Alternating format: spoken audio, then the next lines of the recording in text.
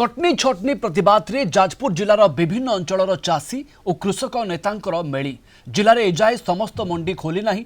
चाषी विभिन्न समस्या नहीं कृषक नेता एवं चाषी बारंबार जाजपुर जिलापाल कार्यालय में विक्षोभ कर सारे ता सत्वे भी कार्यानुष्ठान हेउ नथिबारु असंतोष बढ़िबारे लागिछि। मंडी रे झोट अखारे धान देबा एहा सहित विभिन्न मंडी रे एजाए धान न उठिबा टोकन परिमाण कम करिबा कटनी छटनीर प्रतिवाद करिसेंती चाषी माने।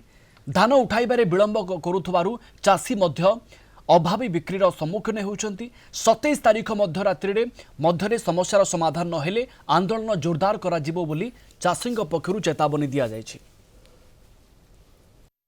धान मंडी आम तलिया पैक्स पूजा करूँ 7 तारीख रु आज पंद्रह धान गाड़ी आसुना कि मिलर मैंने आसुना। सेक्रेटरी पचारा सेक्रेटरी कहते 7% रु अधिक देले से आसवे।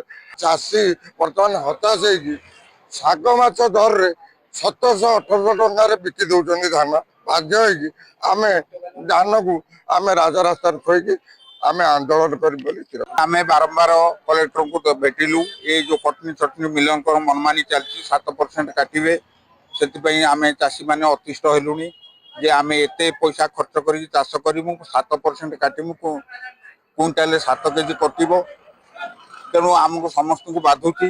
गत वर्ष काटते 5% ए वर्ष 7% कहते समस्ते सम्मति प्रकाश कला बड़ी सरकारी कल सरकारी दल समस्ते सम्मति प्रकाश कर केवल चाषी मान को शोषण करने ये प्रकार योजना कर। तेणु आज चाषी मैंने एकजुट होती आम 27 तारिख आंदोलन करूँ।